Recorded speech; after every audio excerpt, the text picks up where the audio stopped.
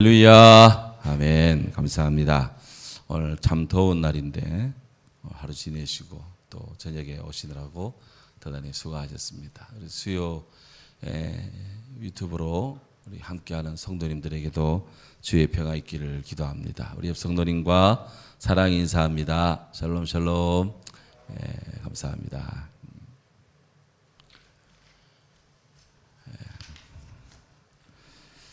하늘의 예배 두 번째 시간.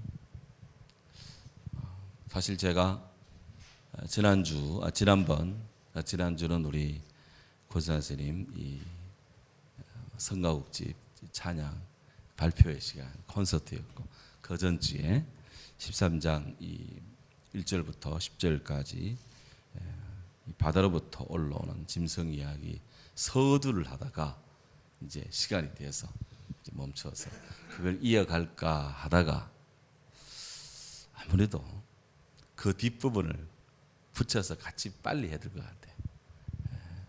그래서 요한계시록 진도도 좀 힘차게 나가야 되겠다. 왜냐하면 내용이 중복되고 계속 이어지니까. 그래서 이제 주보에는 본문이 1절부터 10절까지 되어 있지만 11절부터 기도하다가 오늘 새벽기도 마치고 다시 새로 준비해가지고 띄웁니다. 띄운다네 합니다. 띄운다는 건 여기 이제 띄운다는 거고요.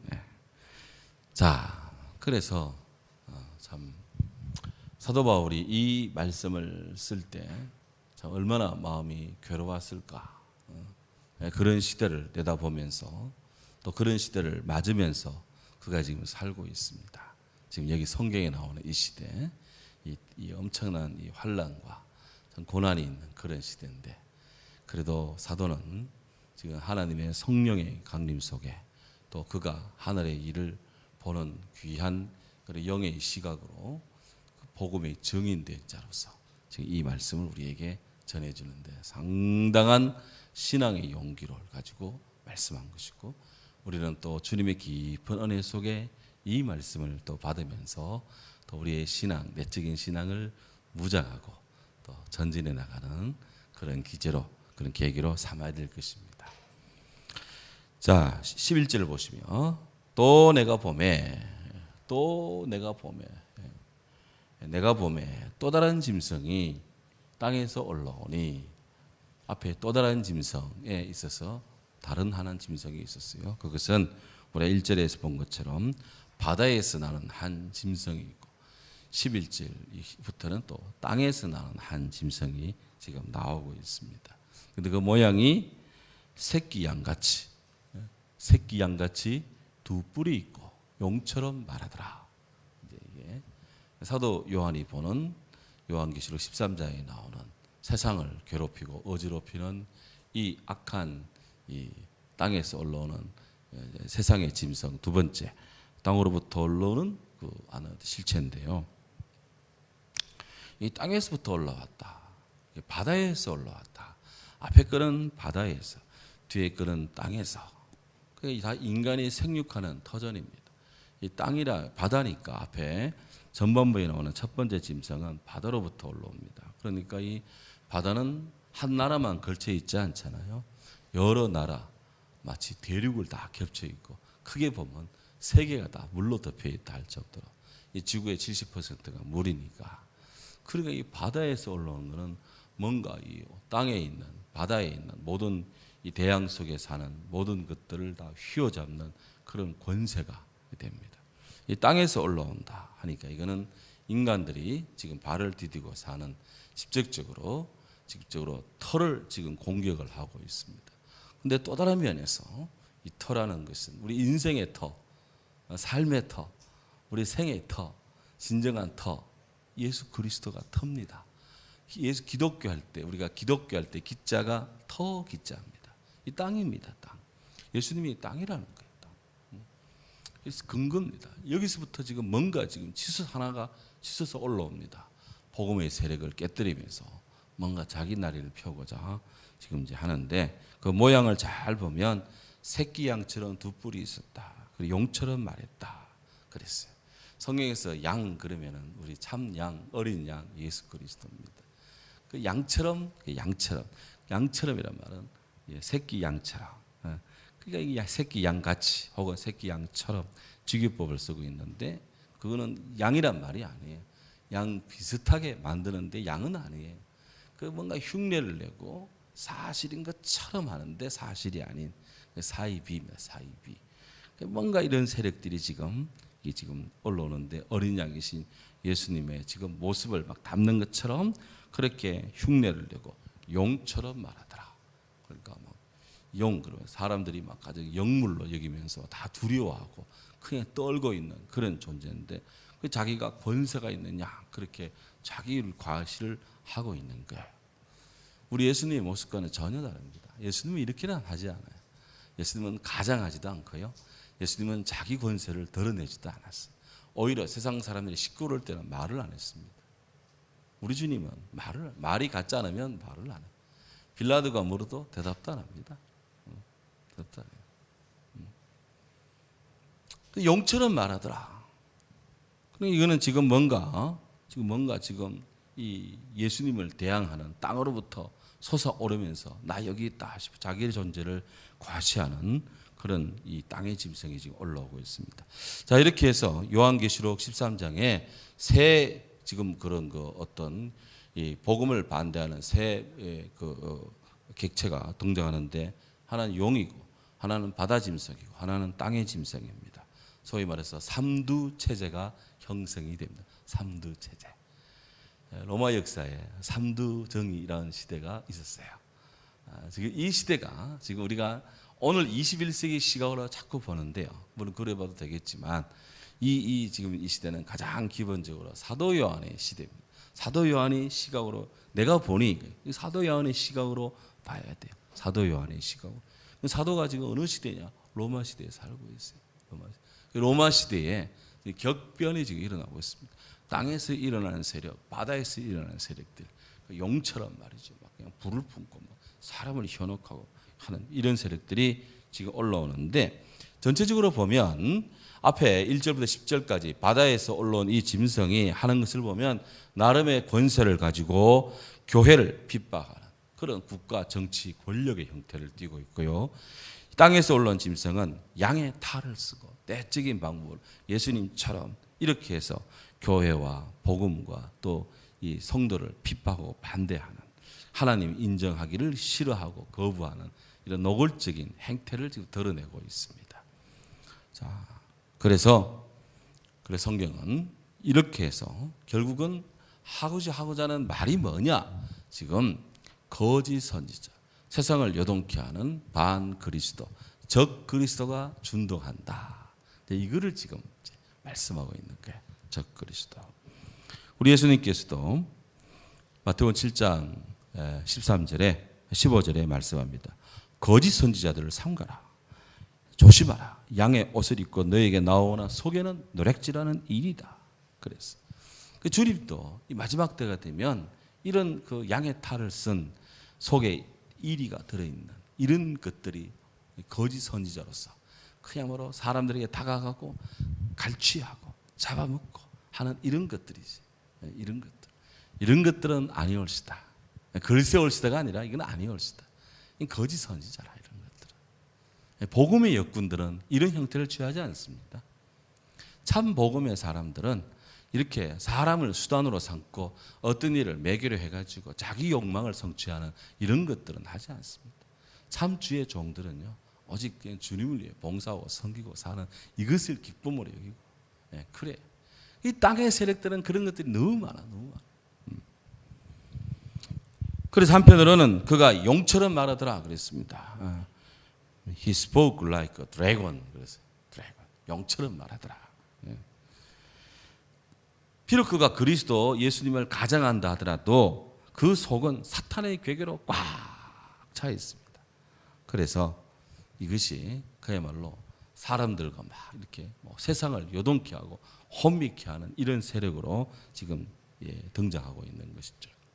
자, 그래서 우리는 여기서 이 두 번째 땅에서 올라오는 이 짐승, 거짓 선지자, 이 실체와 특성을 이제 우리가 봐야 되는데 도표안으로 정리를 합니다. 도표안으로 여기 딱 나와 있는데 잘 보이나 모르겠습니다. 보이는지. 자, 이 새끼 양과 두 뿔을 가졌다. 새끼 양과 같은 두 뿔을 가지고 있다. 이거는 하나님과 어린 양 예수 그리스도를 위장한다. 마귀의 특징 중에 하나가 위장의 대가, 변장의 대가입니다. 아주 그냥 속삭임의 대개고요. 그냥 사람의 귀를 솔깃하게 하고 눈을 막 현혹시키고 막 이런 것들의 대가가 마귀들이 한 짓이에요. 두 번째, 그가 용처럼 말합니다. 그러니까 말의 권세로 사람을 미혹하는 데 대가입니다. 사람을 미혹하는 거예요. 미혹이라는 말을 잘 주목해야 돼요. 미혹. 이 미혹이라는 것이 나중에 666과 연관이 됩니다. 말씀드리면 6이라는 숫자에 미혹이라는 뜻이 있어요. 미혹. 새벽에 나오신 분들은 이제 가끔 얘기하는데 이 헬라어의 6이 갈고리라는 뜻이 있어요. 갈고리. 근데 이 갈고리가 뭐에 쓰느냐? 낚시 바늘입니다. 낚시 바늘. 낚시하시는 분들은 여기도 낚시 바늘에 지렁이를 끼우거나 뭐 떡밥을 끼우거나 뭘 끼워요. 그 지렁이를 끼웁니다. 통상 지렁이를 끼우면 지렁이도 찌르면 아파요, 안 아파요? 아프지. 지렁이 밟으면 꿈틀하고 찌르봐 지렁이도 아야 그래. 소리가 안 나서 그렇지. 못 들어 그렇지. 그 지렁이가 말이죠. 지 생새를 막 바늘로 찔러가지고 막 그냥 물에 탁 던지니까 지렁이가 막 물속에서 팍 뜨니까 막 힘을 쓰니까 막 아프다고 몸이 빨개지면 혹시 내과에 가서 이렇게 바닷물 안 되지. 내과에 가서 어릴 때 놀 때 멱을 감고 놀 때 물속에서 눈 떠가지고 이렇게 한번 물속을 본 적이 있습니까?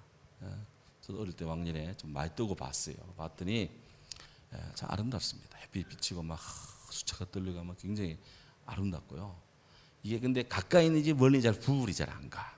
그러다가 사고가 많이 나요. 절제하고 얼른 숨쉬고 엎어하고 올라와야 되지. 그래야 삽니다. 하는데 그냥 이 물고기가 막 팍 뜨는 거예요. 그러면 고기가 갑자기 그냥 보암직도 하고 맛있게도 보이고 그냥 먹으면 튼튼해질 것 같고 막 그냥 막 골다공증 없을 것 같고 막 좋아 보여. 그래서 얼른 가가지고 한 입 탁 먹고 맛있거든. 두 번 탁 먹고 에이 크게 먹자 팍 하다가 그냥 아가리에 확 걸리는 거예요. 이게 미혹이에요. 미혹. 이게 육입니다. 육. 후크라는 후크. 이게 지금 보면 이게 힘의 권세로 말의 권세로 사람을 미혹한다. 이제 좀 크게 했네. 확장을 했습니다. 뭐든 주의 이름 확장이 중요합니다. 이렇게. 여름은 자기 확장의 계절입니다. 그 다음에 이 두 번째 짐승, 땅에서 올라온 이 거짓 선지자의 세 번째 특징, 큰 이적을 행한다. 나름대로 마귀도 이적을 행해요. 그 추종자를 만듭니다. 추종자. 심지어는 막 불을 갖다가 막 땅에 떨어뜨리고 올리고 하는 막 이런 일까지도 막 해요. 그래 이것은 달리 말하면 이 이적을 행하는데 막 뭔가 갑자기 불이 나지 않는 곳에 불을 내게 합니다. 네로의 이 AD 64년에 함년에 로마의 대방화 사건, 불을 이루는 거예요. 그래서 이 불을 누가 했느냐? 하늘에 불을 내려서 세상을 태운다 하지 않았냐? 하면서 네로가 말이죠. 기독교인들에게 전가해가지고 기독교인들을 죽음으로 내모는 건데 지금 요한이 아마 이런 것들을 은유해서 이렇게 좀 표현하지 않았나? 그리 싶기도 합니다. 네 번째, 첫 번째 짐승을 우상화한다. 첫 번째 짐승은 바다에서 올라오는 짐승, 땅과 바다 모든 걸 권력을 쥔 그런 이 세력입니다. 이것을 우상화합니다. 결과적으로 땅과 바다 모든 이런 대륙을 건너다니면서 아시아와 유럽과 아프리카 이 지역을 다 그냥 제패한 어떤 세력을 신으로 섬기게 만드는 거예요. 그러니까 가만히 보면 이 로마가 하는 짓이 꼭 이래. 황제 숭배거든. 황제. 로마의 이 제국이 유럽과 아시아와 아프리카 다 제패하는데 그 안에 지중해도 자기네 연못처럼 여겼어요. 내해로 여겼어요. 내해. 자기 내해. 이게 지금 보면 바다를 정복하고 있거든요. 지중해를 석권한다는 거는 유럽도 아프리카 다 석권한다는 거예요. 지금 이게 지금 이런 언유가 있는데, 그래서 세속 정권 말하자면 로마의 그런 황제들, 인간을 신으로 섬기는 그런 세력들과 야합하고 이를 숭배하게 만드는 거예요. 땅에서 올라온 세력들이 이 황제를 추종하면서 막 우리 신이요 하면서 막 그냥 당신은 진정한 신이로서이다 하면서 막 신을 막 그냥 숭배하는 이런 일들이 이제 벌어났어. 뿐입니까? 15절에 보면 우상 숭배를 하지 않는 자들은 그들의 정책에 반대하는 그런 사람들은 그냥 죽여버립니다. 사탄에 속하지 않은 성도들은 죽입니다. 그 숫자가 얼마든지 간에 성경에 보면 얼마든지 간에 그들을 죽였다. 그랬어요. 그냥 무한정으로 죽입니다. 그야말로. 그러면서 나름대로 표를 받게 한다. 표. 마크를 찍어서 나름대로 이게 삶의 동선을 통제를 합니다. 통제를 해요. 기독교인들은 이쪽에 살아라. 비기독교는 로마의 신을 믿는 자는 이쪽에 살아라. 이렇게 나름대로 구획을 짓습니다. 노예들에게 인을 짓는 것처럼 믿는 자 안 믿는 자 다 구획을 시켰어. 이런 일들가 역사 속에 있었느냐? 있었느냐? 상당히 궁금하죠. 이제 뒤에 요한이 힌트를 줍니다. 18절에 보면 자, 이제 이런 것이 이제 바다에서 올라오는 땅에서 올라오는 짐승의 실체인데요. 뭐 바다에서 올라오는 거 뭐 거의 방불합니다. 방불하게 거의 뭐 유사하게 다 같은 행태를 지금 벌이고 있습니다. 그 어떤 놈이 어떤 자가 이런 짓을 하느냐? 이제 이걸 알아들어야 돼. 근데 이걸 아무나 알아듣는 것이 아닙니다.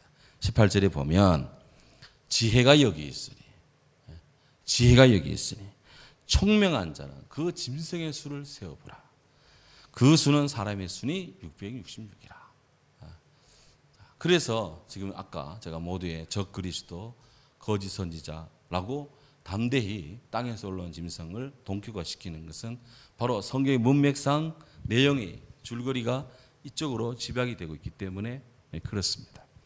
자, 여기 그럼 이걸 누가 알아채느냐? 이 정체를 파악하는 자가 누구냐? 저거는 세상의 권력, 저거는 적 그리스도, 복음의 반대자, 저거야말로 짐승의 수.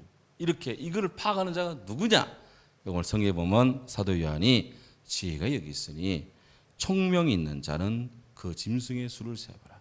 총명이 있는 자가 이를 파악한다는 거야. 요한이 어법에 따르면 지혜 있는 자, 총명이 있는 자가 파악한다. 근데 우리말로는 총명이 있는 자, 이렇게 지혜가 있는, 통찰력이 있는 그런 사람. This called for wisdom if anyone has insight. 통찰이 있는 사람. 이걸 꿰뚫어 보는 사람이, 그런 능력이 있는 사람은 이를 파악할 것이다. 이 말입니다. 자, 그러면 여기에 이제 총명이 있는 자, 그 다음, 총명이 있는 자. 우리말로는 총명이 있는 자 있는데, 호, 에콘, 눈, 그래 되어 있어요. 호는 이 정관사입니다. 드, 에콘은 뭐뭐를, 에콘은 쥐고 있다, 가지고 있다. 뭐 해브라 할 수도 있고, 뭐 이렇게 가지고 테이크를 할 수 있는데 이게 쥐고 있다, 가지고 있다라는 뜻이고, 눈은 누스, 정신, 정신을 말해요. 정신, 혹은 지성, 지성을 가지고 있는 자. 그랬어요. 그러니까 어떻게 생각하면 지성을 가지고 있는 자가 이 적그리스도의 실체를 알 것이다. 이렇게 하는데, 그러면 모르는 사람은 모른다는 말이냐? 뭐 그런데 요한에 따르면 지성을 가지고 있어요. 그럼 배운 사람이 지성이 있는 것이냐? 여기서 말하는 것은 통찰, NIV 성경에는 인사이트, 통찰. 또 다른 성경에는 wisdom, 지혜라고 되어 있는데요. 이 누스라는 말, 누스. 이 누스라는 말이 지성, 지각, 판단력, 이해력 이라는 뜻을 다 가지고 있어요. 지성, 지각, 판단력, 이해력. 지성, 뭔가를 이게 다 살필 수 있는 지적인 능력이 있는 것이고, 지각, 뭔가를 딱 보는 순간에 깨달아서 알 수 있는 능력이고, 판단력, 이것은 옳고 그르고 진리고 비진리고, 그리고 이 사실은 이렇게 되는구나 전체를 이해하는 그런 전체의 이해력, 이런 것들이 다 집약된 헬라어가 누스입니다. 본문에서 본다면 이것은 그냥 단순한 어떤 뭔가를 아는 그런 지성의 그런 수준이 아니라, 이거는 하나님이 주신 지혜를 가지고 자신의 어떤 지각기능, 그의 깨닫는 이성의 판단, 그리고 삶에 대한 통찰 등등을 가져가지고, 그리고 해서 이 복음의 역사를 살피고, 이 복음의 진행에 방해되는 자가 누구냐? 이것도 살피면서 지혜롭게 행동해 나가는 사람이 지성이 있는 자다는 것이죠. 예수님이 뱀처럼 지혜롭게 비둘기처럼 순결하게. For what? 무엇을 위해서? 복음을 위해서. 하나님 나라를 위해서 그렇게 살란 말이에요. 제자들이. 지혜롭게 살고 그리고 순결하게 살아라. 순수하게 살아라. 이것이거든요. 그래서 이런 세상에 지금 막 그냥 피바들 이루고 막 이 인공신, 인간신을 막 황제 숭배를 막 억압하고 강조하는 이런 것들이 이거는 사람의 소리고 이거는 하나님의 뜻이 아니고 이거는 복음을 대항하는 세력이고 이 실체를 잘 알고 적절하게 지혜롭게 잘 대처해 나가는 자가 지성을 가진 자다. 이것입니다. 그러면 문제가 뭐냐? 핵심이 바로 짐승의 수 666이에요. 결국 이 우리가 말하는 지금 적그리스도 복음에 반대되는 이런 대적자, 거짓 선지자를 한마디로 하면 넘기세요. 짐승의 수 666이다. 오늘 성경에도 친절하게 그것은 사람의 수이고 그 수는 666이다. 이렇게 되어 있어요. 도대체 이게 666이 뭐냐 할 때 두 가지 큰 해석의 차원이 있습니다. 하나는 문자적으로 해석하는 것이 있고 또 하나는 상징적으로 해석하는 것이 있어요. 문자적인 해석인데요. 우리말로는 뭐 가나다라 하나 둘셋 기억니은 디귿니을 가지고 수로 표현하지는 않습니다. 기억이 1이고 니은이 2고 그렇게 해요? 그렇게 배워요? 우리나라도? 그건 아니죠. 우리는 그래 안 합니다. 제가 아는 범위 내에서는 그렇지 않습니다. 그런데 헬라어에는 이 알파벳이 수를 가지고 있어요. 예를 들면 알파는 1이고 베타는 2고 이렇게 해서 각 어느 철자가 알파부터 오메가까지 이게 A부터 G까지 다 숫자를 가지고 있어요. 그러다 보니까 이 숫자를 조합하면 그 말의 철자를 숫자로 조합하면 어떤 수가 나오는 거예요. 어떤 수가. 그래서 이제 어떤 그 알파벳 숫자 알파벳을 이렇게 숫자와 코드화 시켜서 숫자화하면은 어떤 666이 나오는데 도대체 그런 역사 속에 그런 말이 누굴까? 사도 요한이 살던 시대에 도대체 이 바다의 권세, 땅의 권세를 다 가지고 그냥 믿는 자를 집어삼키려고 하는 이 세력이 누구냐 했더니 첫 일감으로 떠오르는 게 네로예요. 네로를 헬라어음으로 수에서 그걸 헬라어음으로 된 것을 수로 합하면 666이 돼요. 그 초대교회 때 사도 요한의 시대 때 바로 이렇게 가장 복음의 대적자가 누구냐? 적그리스도 같이 그냥 믿는 자를 집어삼키고 죽이고 하는 이런 공식적으로 로마의 권세를 가지고 기독교를 박해한 황제가 네로입니다. 네로 때부터 콘스탄티누스 황제 이전까지 근 250년 동안이 박해 시대예요. 그 넘버원이 그냥 네로거든. 이게 핍박자. 지금까지도 기독교 역사 속에 기독교를 박해한 황제 그러면 일감으로 떠오르는 것이 네로입니다. 네로. 사람들이 마음속에 머릿속에 탁 박혀 있는 적그리스도 첫 번째 적그리스도는 네로다. 그런데 이 네로가 시대에 따라 달라집니다. 시대에 따라서 달라지는데요. 종교개혁자 시대 때, 종교개혁 시대 때는 마틴 루터가 로마 가톨릭의 교황을 보고 666이라 그랬어요. 그래 교황을 공식적으로 그야말로 짐승의 수로 칩을 해버렸어요. 그러니까 막 그냥 교황이 막 그냥 죽으려고 그러는 거예요. 루터를 그냥 못 잡아먹어서 난리지겠어요. 2세기 때는 복음의 대적자, 인류의 평화를 해치고 사람을 무진장으로 죽인 주범이 있습니다. 누굴까요? 히틀러입니다. 히틀러에 의해서 4,500만 이상 인류가 희생을 당했어요. 피아간에. 그래서 히틀러 같은 사람, 공산주의 창시자 마르크스 레닌, 스탈린 다 피사자들입니다. 피군주들이 있어요. 다 이런 자들이 다 666이 되는 거예요. 복음으로. 그들이 기독교회를 얼마나 박혔는지 몰라요. 당연히 요즘 시대 같으면 사도 요한이 마음속에 사도 요한이 21세기에 사신다면 당연히 김일성에 들어가겠죠. 당연히 들어가죠.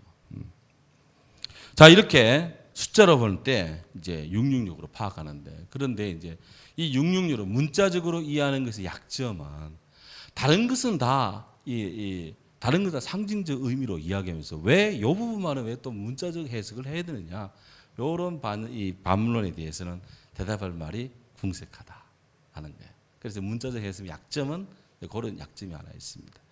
반면에 상징적 해석이 또 하나 있어요.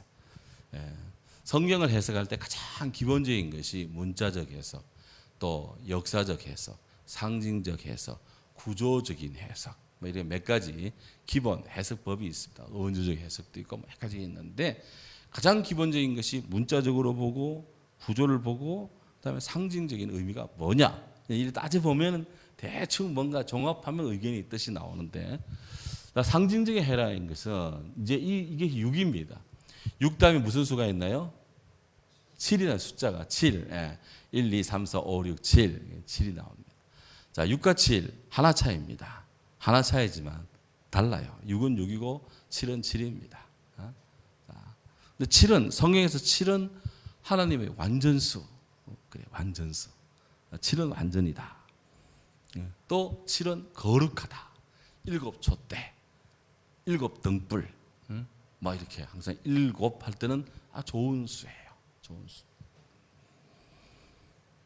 그에 반해서 6은 아까 미혹 그랬어요. 미혹. 요 모양 자체가 이렇게 갈고리 형태입니다. 그런데요, 이 미혹이라는, 이 6이라는 말에는 미완성, 부정, 또 완전함에 도전하는 세력, 이런 뜻이 여기 들어가 있어요. 그래서 자기는 늘 6이라 7이 안 돼. 죽어도 해도 7이 안 돼. 그러니까 이 완전에 대해서 6은 다가가는데 완전하지를 못해요. 미완성이에요. 7은 거룩하고 성결한 충만인데 6은 늘 하나가 부족해요. 부정해요. 모자라요. 그러니까 완전에 대해서 나도 비슷한데 하며 이렇게 늘 아쉬움과 시기하고 또 자기 초월하고 싶은 욕망이 그 안에 꿈틀대고 있습니다. 바로 이것이. 근데 이런 6이 3개가 겹칩니다. 2개만 겹쳐도 강조가 되는데 3개가 같이 겹쳐 나오니까 이것은 결국 사탄이 하나님의 실체, 하나님의 존재를, 하나님의 삼위일체를 모방해서 결국 자기를 하나님처럼 드러내고 싶은 그런 욕망을 분출하는 것이지. 하나님에서 777에 충만하신 하나님에 대해서 인간의 미숙함과 부정과 불완전함, 그런 이것들이 그냥 하나님처럼 666으로 자기를 삼일체 내지 6의 삼일체화를 도모한다는 것이죠. 그래서 이것은 한마디로 666의 실체는 뭐냐? 종합하면 완전자이신 하나님, 거룩하시고 완벽하시고 온전하신 하나님, 이 하나님의 지위를 노리고 그리고 도전하는 그런 세력이다. 그런 세력. 이렇게 보면 사도 요한 때 막 이렇게 666의 대상으로 딱 집는 것이 막 네로 황제, 로마의 권력이라면 그 로마 황제가 영원히 복음의 대적자는 아니거든요.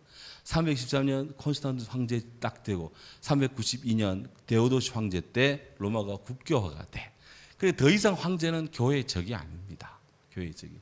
그러니까 로마 황제를 기독교의 적이다 이렇게 해석하기는 또 난무하다는 거예요. 이게. 그러니까 이제 이것이 처음에는 그들이 복음에 대한 대적자였는데 나중에는 그 뜻이 시대마다 이 666의 관점이 바뀌어가는 것입니다.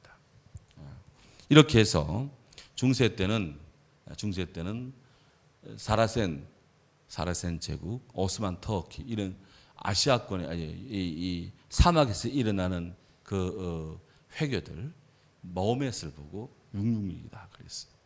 강력한 기독교 대항권으로 나타나기 때문에 이게 시대별로 이 기독교 교회사에서 속에서 사람들이 적 그리스도를 대항하는 관점이 조금씩 다르고 변천해 왔다는 거예요. 정리하면 결국 지금 사도 요한이 바다에서 일어나는 세력, 땅에서 일어나는 세력이 결과적으로 666이라는 짐승의 수로 딱 집약을 시키고 그게 집중이 되는데 결국 이것이 적 그리스도의 출현에 대해서 이미 왔고 또 앞으로 계속 올 것이고 하는 이런 경각심을 지금 끝없이 강력하게 지금 일구고 있습니다. 결국 오늘 우리들은 우리의 시대에도 늘 이런 666 적 그리스도 복음을 대적하는 그런 자들이 하나님의 완전하심, 주님의 거룩하심을 대항하는 또 다른 세력들이 있다는 것을 우리가 알아야 돼. 이를테면 문화의 이름으로 하나님이 없어도 사람이 평온히 잘 살 수 있다, 행복할 수 있다라고 하는 뉴에이지 운동이라든지 복음을 대적하는 공산주의, 막시즘 이런 세력들, 지금도 기독교를 여전히 지금 종교는 인민의 아편이다 이렇게 하면서 기독교회를 지금도 적대시하고 있는 그런 세력들이 있어요. 그다음에 이슬람권 이런 사람들도 하나님 믿고 아브라함, 이삭, 야곱 믿고 예수도 믿는데 예수님도 선지자의 한 사람이고 마음의 터가 모든 것을 이룬다. 그래서 복음을 비틀은 거예요. 이 복음의 입장에서는 이 마음의 이런 이슬람교가 복음의 심대한 방해가 되고 있는 거예요. 굉장히 큰 도전이죠. 이게 그야말로 이런 오일머니를 가지고 이 기름 돈 이런 걸 가지고 그야말로 사람들을 이렇게 사람들 속을 파고 들어가고 있습니다. 이런 것들이라든지 오늘날 이 굉장한 이 4차 산업혁명 그런 시대에 우리도 지금 휩싸여 가고 있는데 그야말로 사람의 지능을 다 마지막까지 통솔할 수 있다는데 그런 꿈의 어떤 그런 컴퓨터가 발명해 가는데 어디까지 갈지는 모르겠어요.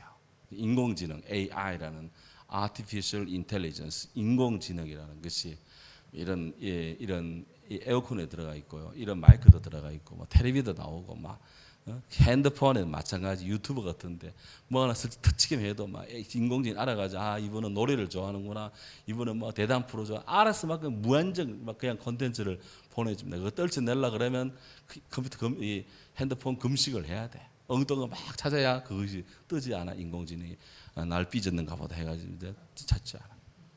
그리고 이 사람의 마음까지도 판단하는 그런 컴퓨터들이 등장한다는 것이죠. 이게 어디까지 갈지는 모릅니다, 도대체. 앞으로 이것 없이는 못 살지만 또 이것이 또 어떤 인간의 정석을 요구할지도 몰라요. 그러니까 이런 것들이 하여튼 현대에는 다양한 모습으로 때로는 과학의 이름으로, 때로는 문화의 이름으로, 때로는 예술의 이름으로, 때로는 그런 정치 권력의 힘으로 이렇게 도전을 해온다 하는 것이죠. 하지만 분명한 것은 아무리 그들이 애를 쓰고 아무리 그들이 길을 쓰고 그냥 용의 말을 하고 그냥 이 하늘의 권세를 흉내낸다 하더라도 진리를 이길 수는 없습니다. 이게 중요한 거야. 진리는 이길 수 없다. 진리는 꺾이지도 않고 죽지도 않고 진리를 이길 수 있는 건 아무것도 없습니다. 무엇이 진리입니까? What is truth? 무엇이 진리입니까? T 에스틴 알레데이아 빌라도가 예수님 앞에 두고 진리가 무엇이냐 물었어요. 그가 로마의 권력을 가지고 있었지만 진리에 대한 공허함, 진리에 대한 무지, 그 제대로 된 누스 지성이 아닌 것이죠. 그러니까 세상에 아무리 어떤 일이 벌어져도 예수 그리스도와 복음 교회 무너지지 않습니다. 주어는 날까지 잘 전속이 되고요, 보존이 되고요. 이런 악의 준동의 역사가, 흑암의 역사가 꽉 차 있습니다. 아직 세 번째 이 대접까지 아직 나오지 않았습니다. 이제 이게 다 지나가야 돼. 이 시련의 때가 지금 지나가야 됩니다. 지나가야 되고 다 지나가면 결국 18장쯤 17장쯤 딱 되면 음료로 대변되는 적 그리스도 이 거짓 선지자들은 대심판이 있고요. 18장에 가면은 그런 이 악의 세력, 복음의 반대 세력인 바벨론이라는 거대한 문명이 무너져 내립니다. 그리고 하나님의 어린 양의 혼인 잔치로 해서 천국의 주님과의 만남과 사귐과 천국의 환희가 울려 퍼지는 대승리가 다가오는 거예요. 이게 그야말로 사도 요한이 하나님의 어마어마한 지금 그런 그 역사의 비전을 받고 있습니다. 지금 우리가 주일날 오후에 다니엘의 그 여러 가지 역사 비전을 지금 다양한 형태로 내 짐승 이야기, 순양, 순염소 이야기, 이제 오는 주일에는 새 일의 비전 해가지고 이제 그다음에 큰 전쟁 이야기 이렇게 이제 막 다니엘이 하는데요. 그런 그 다니엘의 비전과 요한계시록의 비전이 막 맥이 막 닿아 있고 어떨 때는 막 섞여 있고 어떨 때는 막 그냥 같이 이렇게 같이 강물처럼 흘러가고 다니엘이 꿈꾸던 것이 쫙 역사 속에 펼쳐지고 있고요. 시대는 다 지나가지만 그런 패러다임, 그런 역사의 그런 형태는 또 다른 이 현대 시대에도 그대로 적용이 되고 있습니다. 오케이. 참 이게 성경이 그래서 시대와 사람은 다르고 문화의 형태는 달라도 그런 형태는 바꾸고 종래 하나님의 뜻이 이루어지는 것입니다. 궁극적으로 주님의 나라가 이루어집니다. 고로 우리 성도들도 적 그리스도가 온다, 있다, 등장한다 라고 할 때 여기 있다 저기 있다 주님 서둘지 마라 그랬어요. 무엇보다도 적 그리스도의 우리 마음을 뺏길 것이 아니라 세상은 늘 그런 세력들이 머리는 7개인데 뿔이 10개입니다. 바다에서 올라오는 짐승의 모양이 뿔이 10개, 목을 하나 쳐도 또 다른 목이 올라옵니다. 얼굴이 7개라는 거예요. 목이 7개. 그러니까 목이 7개니까 뿔이 10개라 하나 쳐도 나머지 9개가 있어요. 감당이 안 돼요. 사람의 손으로는 감당이 안 됩니다. 우리 하나님의 손길로 감당이 됩니다. 성도는 그래서 기도해야 됩니다.